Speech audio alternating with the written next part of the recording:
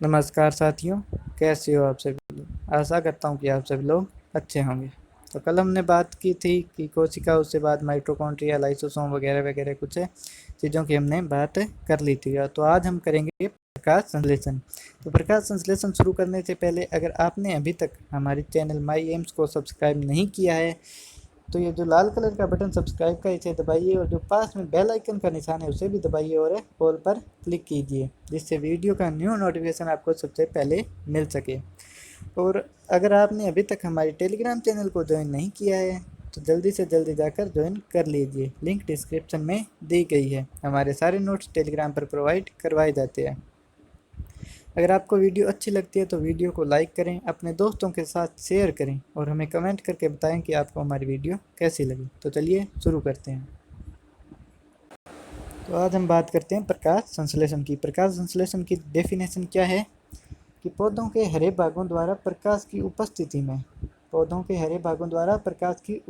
में जल व कार्बन डाइऑक्साइड की सहायता से भोजन ग्लूकोज बनाने की क्रिया को प्रकाश संश्लेषण कहते हैं। प्रकाश संश्लेषण की डेफिनेशन क्या होगी कि पौधों के हरे भागों द्वारा प्रकाश की उपस्थिति में जल व कार्बन डाइऑक्साइड की सहायता से भोजन निर्माण ग्लूकोज के निर्माण की क्रिया को क्या कहते हैं? प्रकाश संश्लेषण। ये पौधे में किस प्रकार से होती है? ये पत्ती है, यहाँ से सनलाइट आ रही है तो इसमें क्लोरोफिल पत्ती में होगा और कार्बन डाइऑक्साइड और जल, इससे निर्माण होगा ग्लूकोज का और ये स्टार्च के रूप में संचित हो जाएगा और ऑक्सीजन इससे मुक्त हो जाएगी। तो इस प्रकार कुछ प्रकाश संश्लेषण की क्रिया पौधों में होती है। प्रकाश संश्लेषण के लिए आवश्यक 4 कारक होते हैं। कितने कारक होते हैं? 4। पहला प्रकाश, दूसरा कार्बन डाइऑक्साइड, तीसरा हरित लवक, चौथा जल। पहला प्रकाश, दूसरा कार्बन डाइऑक्साइड, तीसरा हरित लवक, चौथा जल। अगर इनमें से एक भी कारक अनुपस्थित होगा तो प्रकाश संश्लेषण की अभिक्रिया पूरी नहीं होगी। हरित लवक जो है, इसमें वर्णक पाया जाता है पर्णहरित। हरित लवक में एक वर्णक पाया जाता है पर्णहरित। पर्णहरित के केंद्र में मैग्नीशियम धातु पाई जाती है। पर्णहरित के केंद्र में मैग्नीशियम धातु पाई जाती है। आइए हम इसकी रासायनिक अभिक्रिया देख लेते हैं, ये किस प्रकार क्रिया करता है। 6 अणु कार्बन डाइऑक्साइड और 6 अणु जल के मिलकर प्रकाश की और क्लोरोप्लास्ट पर्णहरित की उपस्थिति में जब क्रिया करेंगे तो ये ग्लूकोज का निर्माण करेंगे और 6 अणु निर्माण करेंगे ऑक्सीजन का, जो वायु में मुक्त हो जाएगी और ग्लूकोज को ये स्टार्च के रूप में संग्रहित कर लेगा। तो अब इसके कुछ महत्वपूर्ण बिंदु हैं, उन पर भी हम ध्यान दे लेते हैं। इस क्रिया में कार्बन डाइऑक्साइड ग्रहण करते हैं और ऑक्सीजन का मुक्त करते हैं। इस क्रिया में, प्रकाश संश्लेषण की क्रिया में, कार्बन डाइऑक्साइड को ग्रहण किया जाता है और ऑक्सीजन को मुक्त किया जाता है। इस क्रिया से पौधों में जैव भार की वृद्धि होती है। प्रकाश संश्लेषण की क्रिया से पौधों के जैव भार में वृद्धि होती है। इस क्रिया से मुक्त ऑक्सीजन जल से आती है। इस क्रिया में जो ऑक्सीजन अंत में मुक्त होती है वो कहाँ से आती है? जल से आती है। और कार्बन डाइऑक्साइड की जो ऑक्सीजन होती है वो ग्लूकोज के निर्माण में काम में आ जाती है। जो मुक्त ऑक्सीजन होती है वो कहाँ से आती है? जल से। और ग्लूकोज में जो ऑक्सीजन आती है वो आती है कार्बन डाइऑक्साइड से।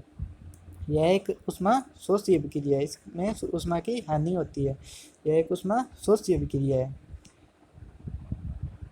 प्रकाश ऊर्जा रासायनिक ऊर्जा में बदलती है। प्रकाश संश्लेषण के अंदर क्या होता है कि प्रकाश ऊर्जा रासायनिक ऊर्जा में बदलती है। यह क्रिया लाल व नीले प्रकाश में सर्वाधिक होगी और हरे और बैंगनी प्रकाश के अंदर न्यूनतम होगी।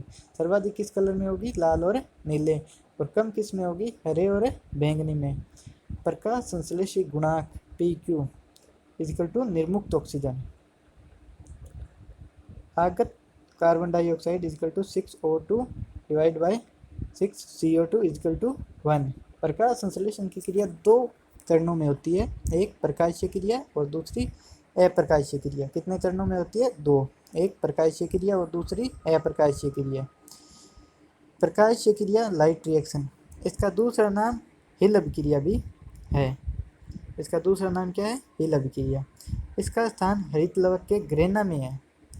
इसका स्थान हरित लवक के ग्रेना में है। तो प्रकाशीय अभिक्रिया कहाँ पर होती है? हरित लवक के ग्रेना में होती है। इसका घटनाक्रम निम्न प्रकार होता है। जल का अपघटन होता है, ऑक्सीजन मुक्त होती है, ATP का निर्माण होता है। प्रकाशीय क्रिया में क्या होता है कि जल का विघटन होता है, ऑक्सीजन मुक्त होती है और एटीपी का निर्माण होता है। और ये क्रिया होती कहाँ पर है? हरित लौह के ग्रेना में। तो अब हम बात करते हैं अप्रकाशीय क्रिया की, डार्क रिएक्शन। इसका दूसरा नाम क्या है? केल्विन चक्र।